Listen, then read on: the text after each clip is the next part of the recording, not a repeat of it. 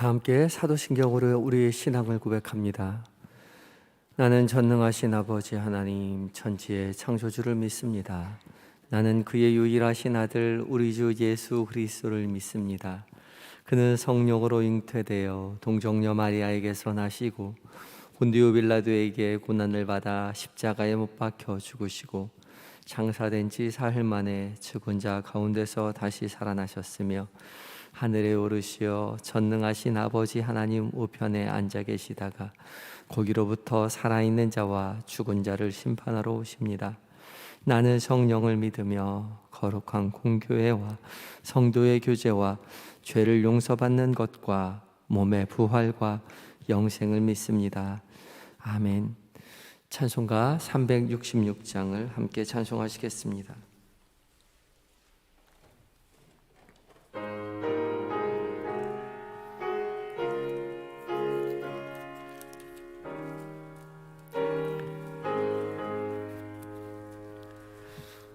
어두운 내 눈 밝히사 진리를 보게 하소서.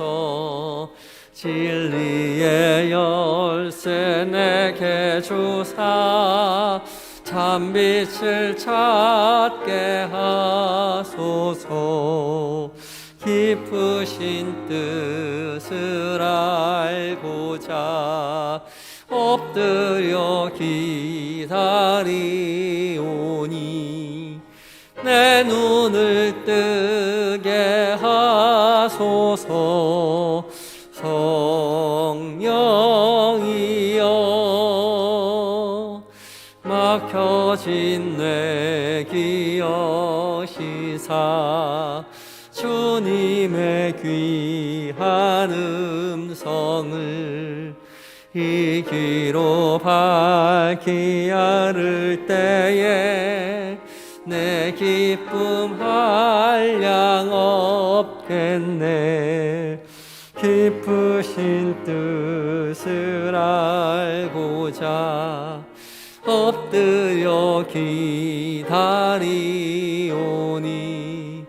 내 귀를 열어주소서. 성령이여 공해진 내 입 여시사 복음을 널리 전하고 차가운 내 맘 녹여주사 사랑을 하게 하소서. 깊으신 뜻을 알고자 엎드려 기다리오니 내 입을 열어주소서.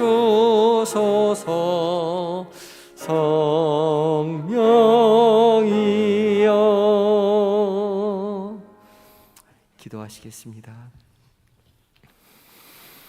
은혜가 풍성하신 우리 주 여호와 하나님, 오늘도 우리에게 새날을 주심에 감사합니다. 주께서 주신 하루를 살아가며 더욱 주를 사랑한다고 고백하는 일들로 가득 채워지게 하시옵소서. 이 새벽 무엇보다 하나님 말씀 앞에 서게 하여 주시니 감사합니다.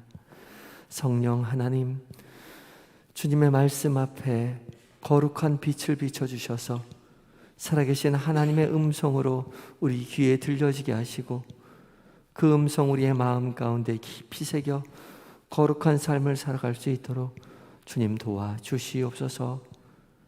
주님 앞에 모든 것 의탁드리오며 예수님의 거룩하신 이름으로 기도하옵나이다.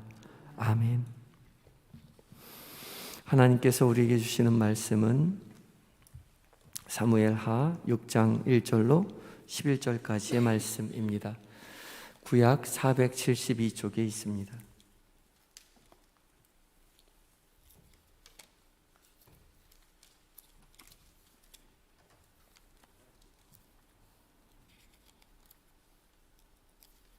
사무엘하 6장 1절로 11절까지 말씀을 한 절씩 읽고 마지막 절 함께 봉독합니다. 다윗이 이스라엘에서 뽑은 무리 3만 명을 다시 모으고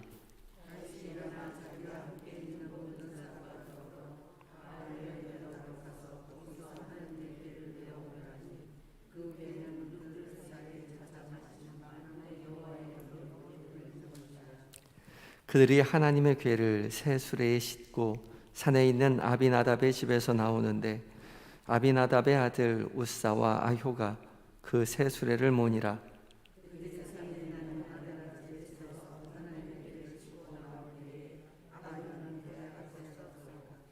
다윗과 이스라엘 온 족속은 잣나무로 만든 여러 가지 악기와 수금과 비파와 소고와 양금과 제금으로 여호와 앞에서 연주하더라.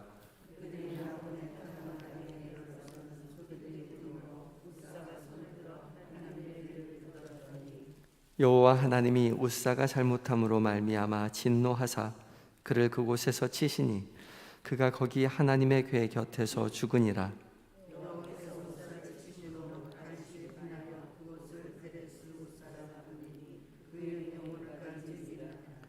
다윗이 그날에 여호와를 두려워하여 이르되 여호와의 궤가 어찌 내게로 오리요 하고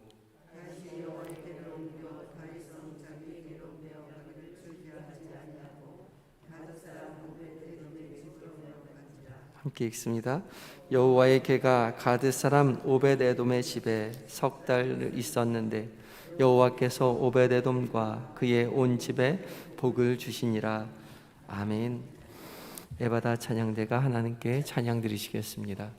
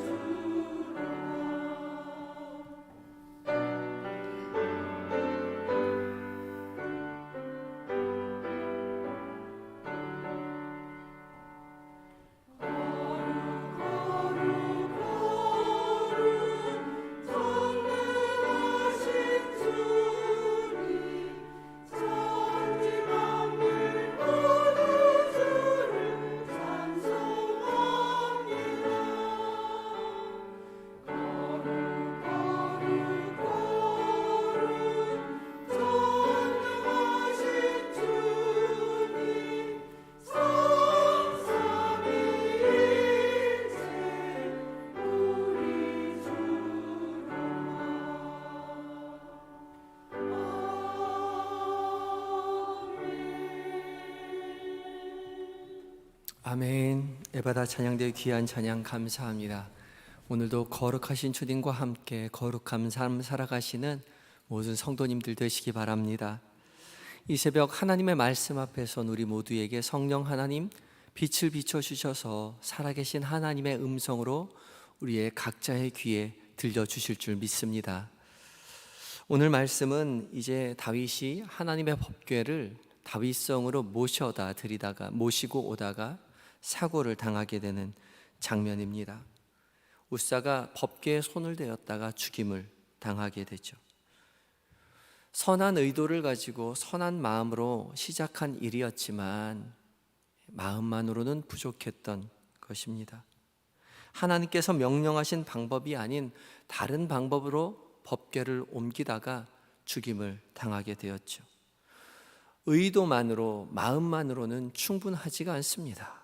이를 처리하는 모든 과정도 선해야 하는 것이죠. 과정도 중요한 것입니다. 선한 마음과 선한 과정이 함께 어우러졌을 때 선한 결과가 나올 수 있는 거죠. 다윗의 의도는 처음엔 굉장히 선했습니다. 순수했죠. 이스라엘은 이제 명실공히 다윗의 통치 속에서 평안함을 누리고 있었습니다. 정치적으로도 그랬고요, 사회적으로도 그랬고요, 외교적으로, 군사적으로 모든 것이 안정되었죠. 이 모든 것 가운데 딱 한 가지, 하나님의 법궤만 모셔온다면 종교적으로도 굉장히 안정을 구가할 수 있었습니다. 더군다나 다윗의 삶의 중심에는 항상 하나님이 함께 하셨기 때문에 이제 이 나라를 하나님께서 다윗을 통하여 다스릴 때에 이 나라의 중심인 다윗 성 안에 하나님의 법궤가 있다면 그것이야말로 활용점정인 것이죠. 하나님께서 다스리시는 이 나라의 가장 중심에 하나님의 법궤가 있다는 사실이 가장 중요한 일일 수 있었던 거죠. 그 일을 다윗이 하고 싶었던 것입니다. 그래서 다윗은 수십 년간 아비나답의 집에 있었던 법궤를 모셔오기로 합니다. 이스라엘 백성들이 블레셋과 싸우다가 뺏겼던 그 법궤, 그 법궤를 모셔오고자 했던 거죠. 정치적인 술수로 이를 준비했던 것 아닙니다. 되어지는 과정 속에서 다윗의 마음을 충분히 읽을 수 있습니다. 순수했고 힘을 다해서 모든 것을 다해서 정성스럽게 이 일을 준비하고자 했습니다. 1절에 다윗은 3만 명을 모읍니다. 3만 명이란 인구가 작은 인구가 아니죠. 작은 사람이 아닙니다. 3만 명을 모으고 그 중에 또 2절에 자기와 함께 있는 모든 사람들과 더불어 여호와의 궤를 모셔오고자 합니다. 다윗은 법궤를 수레에 모시고 오기로 하지요. 수레에 모시는 일은 뭔가를 옮기는 것은 일반적인 방법입니다. 블레셋 사람들이 아비나답의 집에 이 법궤를 데리고 갈 때에 수레에 끌고 그 위에 옮겨서 소가 어디로 가나 그냥 보았다라고 하죠. 그때도 수레에 옮겼기 때문에 일반적으로 법궤를 수레에 옮기려고 했던 것이죠. 무지함이 있었습니다. 나름대로 정성을 다했지만 하나님의 법을 알지 못했던 것이죠. 수십 년 동안 함께 있었던 아비나답의 집, 그리고 그 아비나답의 아들이었던 우사와 아효가 이 수레를 몰게 됩니다. 아효는 수레 앞에서 그리고 우사는 수레 옆에서 수레를 끌고 가고 많은 이스라엘 백성들이 그 앞에서 춤을 추고 연주하며 하나님 앞에 뛰어놉니다. 얼마나 즐거웠을까요? 잣나무로 만든 여러 악기로 하나님 앞에 연주하며 다윗성을 향해서 그 수많은 사람들이 춤을 추며 노래하며 나아가는 거죠. 그것을 다윗이 보고 있습니다. 이 즐겁고 신난 이 자리, 이 흥겨운 행렬 가운데 낙원의 타작마당을 지나가다가 소들이 뛰는 바람에 우사가 법궤를 붙잡습니다. 이 일로 하나님께서 진노하셔서 우사가 그 자리에서 하나님의 진노하심을 받아 쳐셔서 죽임을 당하게 되죠. 너무나도 황당한 일이 벌어졌습니다. 모든 흥겨움은 순식간에 사라지고 말았지요. 그리고 다윗은 화가 났다라고 이야기하는데 이 화가 난 이 화는 하나님께서 화를 내었다는 것과 동일한 단어를 쓰고 있습니다. 그는 화가 났지만 그 뒷절에 보면 두려웠다. 이 일로 두려움에 휩싸였다고 본문이 기록을 하고 있습니다. 두려움이 엄습했습니다. 여호와의 궤를 다윗성이 아닌 이제 오베데돔의 집으로 가지고 갑니다. 다윗이 선한 마음 가지고 이 모든 일을 진행했지만 그것만으로는 부족했습니다. 선한 마음뿐 아니라 이 일이 이루어지는 모든 과정도 하나님께서 기뻐하시는 선한 방법으로 이루어졌어야 하는 거죠. 법궤를 모시는 방법은 합당한 그 방법이 있었습니다. 민수기 4장 15절에 하나님은 이미 명령하셨습니다. 진영을 떠날 때에 아론과 그의 아들들이 성소와 성소의 모든 기구 덮는 일을 마치거든 고핫 자손들이 와서 맬 것이니라. 그러나 성물은 만지지 말라. 그들이 죽으리라. 회막 물건 중에서 그것들은 고핫 자손이 맬 것이며, 이미 민수기 말씀 가운데 하나님께서 명령하셨습니다. 법궤를 옮겨갈 때에는 일단 덮어야 했습니다. 해달의 가죽과 순청색 보자기를 가지고 덮은 다음에 긴 막대기를 가지고 고리에 깨어 사람의 어깨로 고핫 자손이 메어야만 했던 것이죠.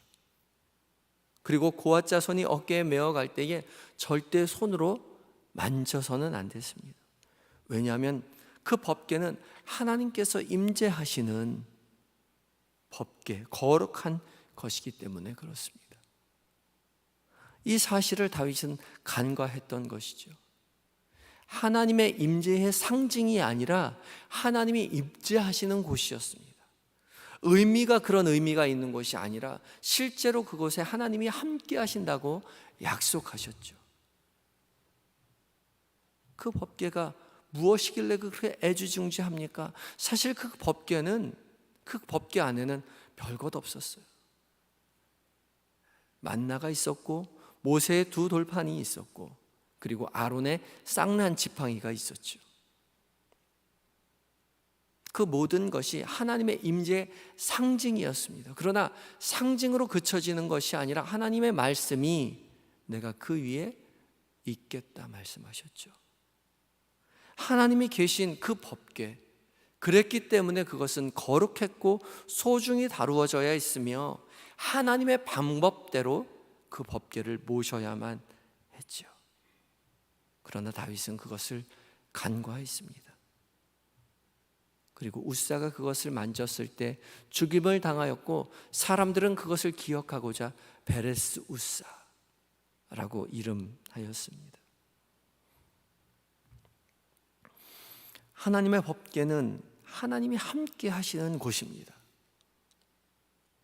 우리도 모두 지금 법궤를 모시고 있죠. 우리 모두 법궤를 모시고 있습니다. 하나님이 함께 하시는 곳이요. 하나님이 어디에 함께 하십니까? 우리와 함께 하시죠. 하나님이 우리와 함께 하시기 때문에 우리도 하나님의 법궤입니다. 바울은 고린도전서 3장 16절을 통해서 이렇게 말합니다. 너희는 너희가 하나님의 성전인 것과 하나님의 성령이 너희 안에 계시는 것을 알지 못하느냐. 우리도 하나님이 함께 하시는 하나님의 성전인 거죠. 하나님의 법궤입니다. 그것을 우리는 늘 기억해야 합니다. 하나님은 우리 안에 계시다고 늘 고백하는 우리 모두는 하나님을 어떻게 모시고 있는지 돌아봐야 합니다. 늘상 함께 하시니까 그저 늘 함께 하신다고 하셨으니 그냥 잊고 간과하고 있는 것이 아니라 두렵고 떨림 가운데 다윗이 가졌던 그 두려움으로 우리 안에 계신 하나님을 정성껏 모셔야 하는 것이죠. 아무렇게나 방치해서는 되지 않습니다. 어떻게 하나님을 모셔야 합니까? 바울은 계속해서 말합니다. 누구든지 하나님의 성전을 더럽히면 하나님이 그 사람을 멸하시리라. 하나님의 성전은 거룩하니 너희도 그러하니라. 거룩한 하나님의 성전, 그렇기 때문에 우리도 거룩하며 거룩한 삶을 살아내야 한다고 바울은 말하고 있는 것이죠. 하나님은 바울을 통해서 우리에게 알려주고 계십니다. 거룩한 하나님을 모신 우리도 거룩한 삶을 살아내야 합니다. 내 안에 계신 하나님을 경외함으로 존경하고 두려워하면서 우리의 삶을 경건하게 거룩하게 유지해야 하는 것이죠. 말씀과 기도로 거룩하여짐이라 말씀하였죠. 우리 늘 기도하며 늘 말씀을 가까이 하며 우리의 삶이 거룩한 삶으로 살아갈 수 있도록 우리는 두렵고 떨림으로 우리의 삶을 살아내야 하는 것이죠. 마음만으로는 충분하지 않습니다. 하나님을 모신 우리의 삶이, 삶의 모든 과정이 거룩해야만 하는 것이죠. 그것을 기억해야 할 것입니다. 우리는 교회 오면 하나님 만나고 하나님 모시고 집에 가면 하나님 안 모시는 것이 아니라 늘 성령 하나님을 언제나 어디서나 모시고 계시다는 사실을 기억하고 감사할 뿐만 아니라 두렵고 떨림으로 우리의 삶을 살아내야 할 것입니다. 오늘 하루 살아가는 모든 삶의 자리 가운데 주님을 모신 삶, 거룩한 삶, 하나님을 경외하는 삶, 그 삶을 거룩하게 살아가시는 기도와 찬송으로 하루를 온전히 살피며 살아가시는 모든 성도님들이 되셔서 하나님의 사람으로 온전히 거룩하게 하루를, 우리의 일생을 살아내시는 그 복이 여러분들에게 있기를 바랍니다. 다 같이 기도하시겠습니다.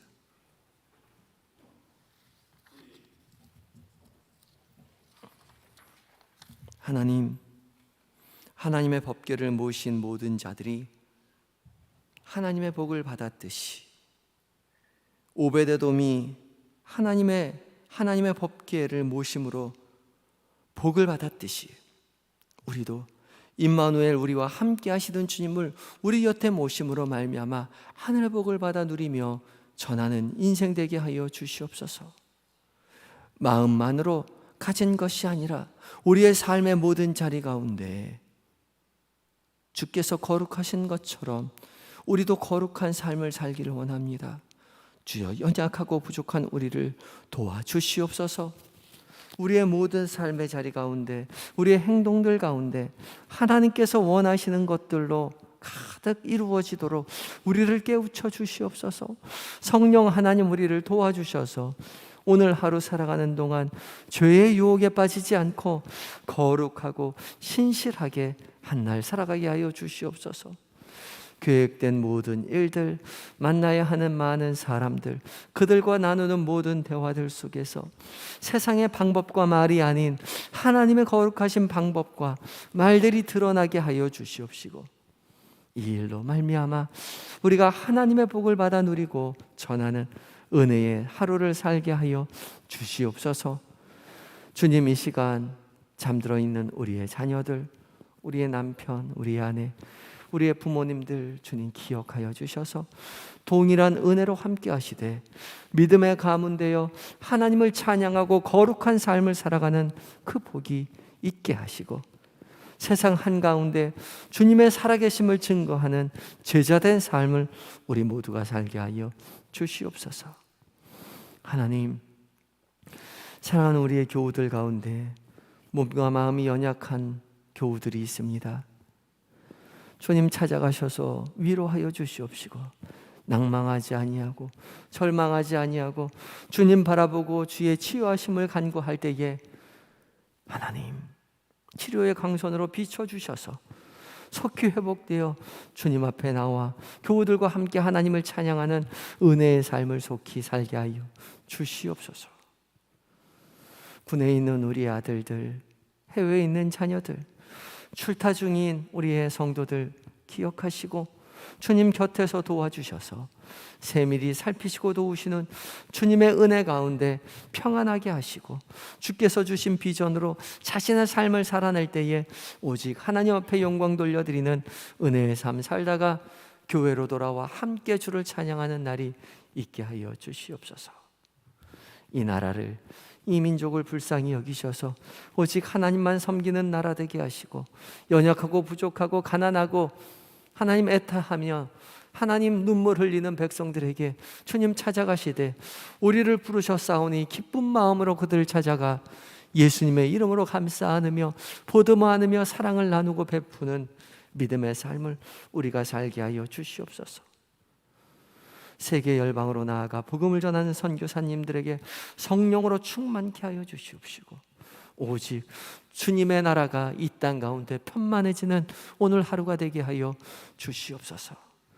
오늘 오후 기도회가 있을 터인데 주님 주의 말씀을 기대하는 모든 사람들, 주 앞에 기도하고자 하는 한영의 모든 성도들을 주의 성전으로 불러주시옵시고, 주께서 약속하신 모든 복으로 채움받고 하나님 자랑하는 인생 되게 하여 주실 줄 믿으며 모든 것 주님 앞에 의탁드릴 때에 예수님의 거룩하신 이름으로 감사하며 기도하옵나이다. 아멘. 하늘에 계신 우리 아버지, 아버지의 이름을 거룩하게 하시며 아버지의 나라가 오게 하시며 아버지의 뜻이 하늘에서와 같이 땅에서도 이루어지게 하소서. 오늘 우리에게 일용할 양식을 주시고 우리가 우리에게 잘못한 사람을 용서하여 준 것 같이 우리 죄를 용서하여 주시고 우리를 시험에 빠지지 않게 하시고 악에서 구하소서. 나라와 권능과 영광이 영원히 아버지의 것입니다. 아멘.